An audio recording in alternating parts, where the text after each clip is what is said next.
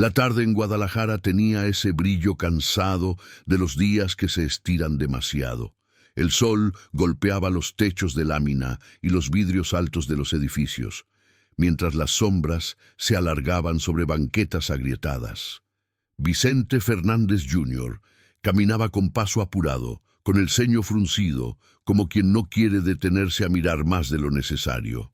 Había salido del hotel con la intención de despejar su mente, pero lo único que encontraba eran rostros cansados, vendedores ambulantes ofreciendo dulces y botellas de agua, niños limpiando parabrisas con trapos sucios. A cada esquina lo esperaba la pobreza disfrazada de rutina y él, en lugar de verla de frente, la esquivaba con la mirada.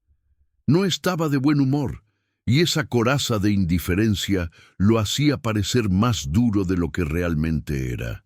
En su mente resonaban pensamientos amargos, lo injusto de la fama, las críticas constantes, la sombra inmensa de su padre que nunca lo abandonaba. A veces se sentía como un eco apagado en medio de un concierto interminable. ¿Y qué podía importarle la vida de un mendigo si la suya propia se sentía tan incompleta? Caminaba con las manos en los bolsillos, como si así pudiera protegerse de cualquier contacto, pero las calles de Guadalajara siempre tienen voz, y esa voz encuentra manera de llegar. Un anciano, sentado sobre un cartón a un costado del mercado San Juan de Dios, levantó la cabeza cuando lo vio pasar. No pidió dinero, solo le dijo con calma que lo escuchara un minuto. Vicente, sin detenerse, murmuró un seco, «No traigo nada». Pero el hombre insistió que no quería monedas, quería que alguien lo escuchara. Esa respuesta le pareció absurda y molesta. ¿Para qué escuchar a alguien que ya estaba derrotado por la vida? Vicente resopló con fastidio y al fin se detuvo, más para callarlo que por interés. Fue entonces cuando aquel anciano, con ropa rota, pero ojos llenos de claridad, le habló de su vida. Le dijo que había sido panadero en Tlaquepaque, que cada madrugada llenaba de aroma a bolillo recién hecho a toda la colonia, que tenía esposa e hijos. La enfermedad y las deudas lo habían dejado en la calle. Lo contó sin lamentos, solo con la serenidad de quien ya lo perdió todo. Y al final cantó con voz gastada un corrido improvisado. Aunque la vida me quite el techo, no me quita mi canción. Aunque me falte el pan diario, no me falta el corazón. Esa letra se quedó vibrando en el aire. Vicente la escuchó con escepticismo primero, pero luego sintió un golpe en el pecho. No era lástima, era otra cosa, como si esas palabras hubieran abierto una grieta en su propia armadura. Bajó la mirada incómodo y por primera vez en mucho tiempo se sintió pequeño frente a alguien a quien, un minuto antes, había considerado insignificante. Esa noche volvió al hotel inquieto. No pudo dormir. Las palabras del anciano se mezclaban con su propia voz interna que lo acusaba de frialdad. Se preguntó cuántas historias como esa habría ignorado en su vida. Y se prometió, aunque fuera en silencio, salir de nuevo a esas calles y mirar de frente lo que antes evitaba. Los días siguientes recorrió la Plaza Tapatía, el Hospicio Cabañas, los alrededores de la catedral. Ya no caminaba con prisa, sino con una curiosidad casi infantil. Se detuvo a escuchar a una mujer que vendía dulces típicos en una charola improvisada. Ella le contó que había sido enfermera durante 30 años, que había cuidado enfermos en hospitales públicos, pero que al jubilarse la vida no le dio un lugar donde quedarse. Terminó sola, vendiendo en las plazas para poder comer. Hablaba con dignidad, con esa fortaleza silenciosa que nace del servicio. Vicente sintió un nudo en la garganta y comprendió que detrás de cada rostro arrugado por el sol había un pasado que nadie imaginaba. En otra esquina encontró a un niño lustrador de zapatos. Tenía apenas 12 años y unas manos endurecidas por el betún y el cepillo. Con una sonrisa tímida le dijo que soñaba con ser maestro. Nunca había entrado de lleno a una escuela, pero cada noche, bajo un poste de luz, intentaba leer libros que rescataba de la basura. Vicente se quedó mudo, conmovido. Le ofreció dinero, pero el niño lo rechazó. Solo le pidió que no lo olvidara. Esa petición sencilla lo atravesó como una flecha. Más tarde, en un pasillo del mercado, escuchó a un joven tocar una guitarra maltrecha. Las cuerdas estaban oxidadas, pero de sus dedos salía una melodía que arrancaba lágrimas. Era un músico callejero. Dijo que había intentado triunfar en bares, pero las adicciones y la falta de apoyo lo arrastraron a la calle. Vicente se vio reflejado en él. Alguien con talento, con sueños, pero con demonios internos que a veces pesan más que la música misma. Cada encuentro era como una confesión que le arrancaba capas de ego.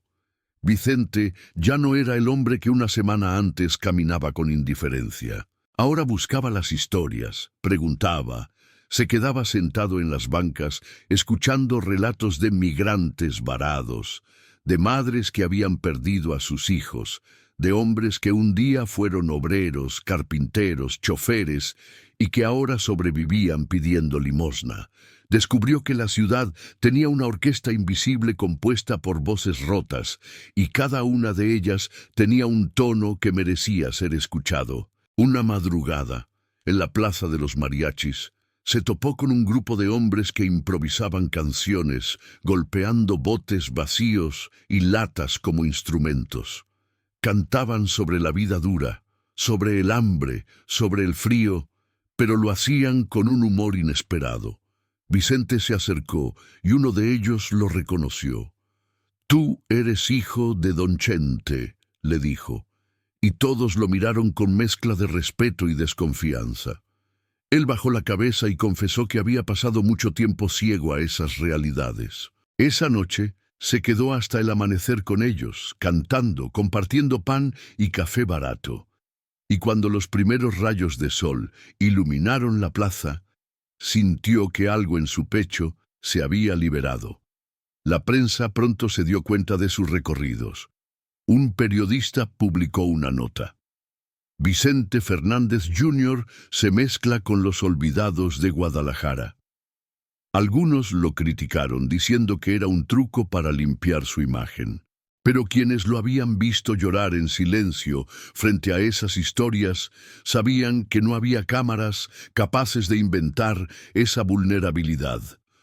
Su manager le advirtió que aquello podía dañar su carrera, que los artistas debían estar en escenarios, no en las calles. Pero Vicente lo ignoró.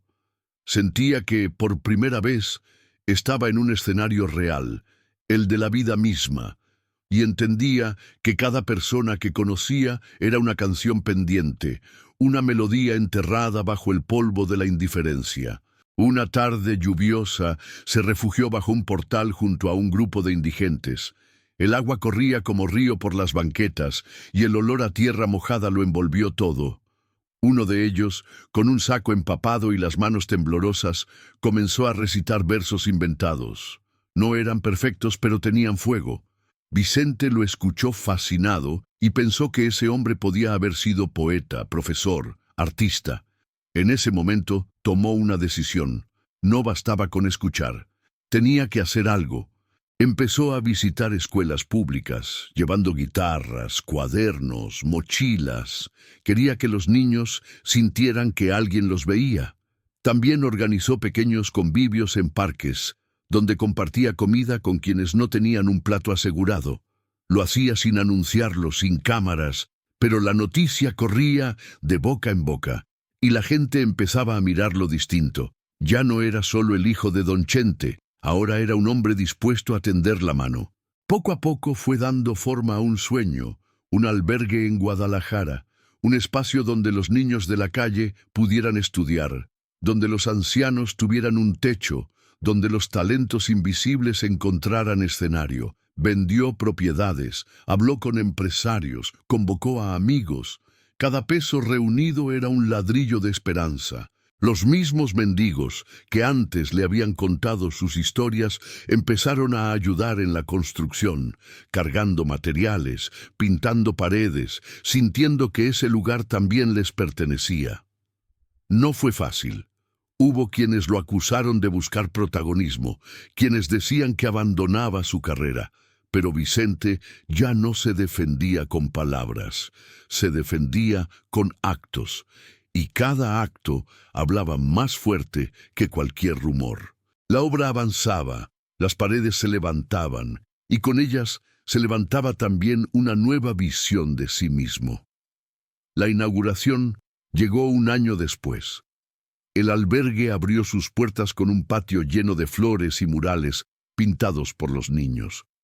Había aulas, dormitorios limpios, una pequeña sala de música con guitarras nuevas. Vicente tomó el micrófono frente a todos y con la voz quebrada dijo que él también había sido ciego, que había fallado muchas veces, pero que la calle le había enseñado lo que ningún escenario pudo darle: humanidad.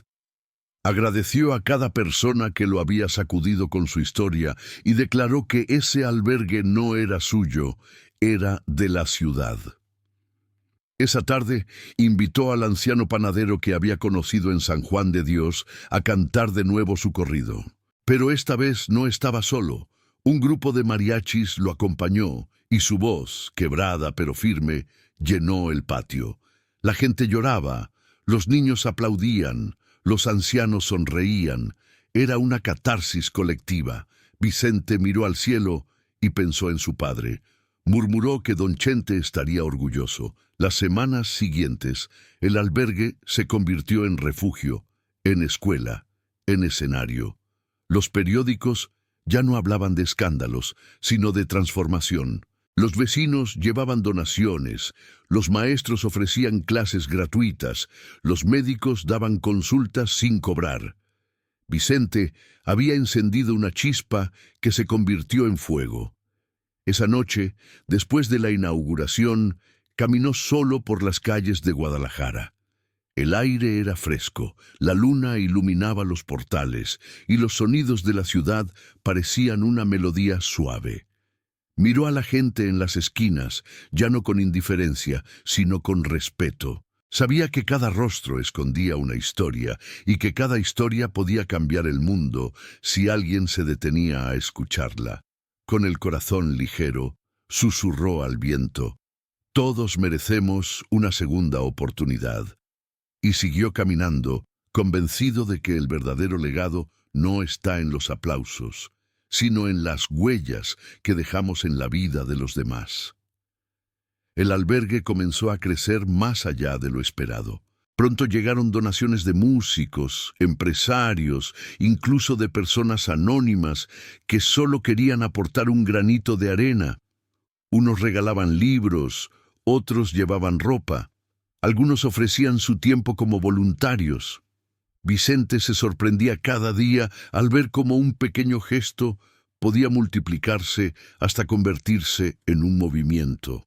Los niños, que habían llegado desnutridos, comenzaron a sonreír. Los ancianos que dormían en bancas ahora contaban cuentos en las aulas. Los jóvenes que habían perdido la esperanza encontraban allí una segunda familia. Vicente pasaba horas recorriendo los pasillos del albergue.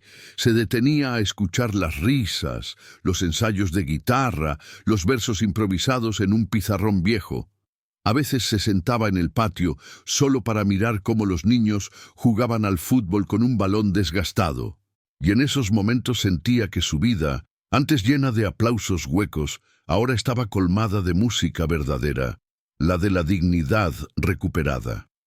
La prensa, que al inicio lo había juzgado con dureza, ahora comenzaba a escribir titulares distintos: de la indiferencia a la esperanza, la transformación de Vicente Fernández Jr.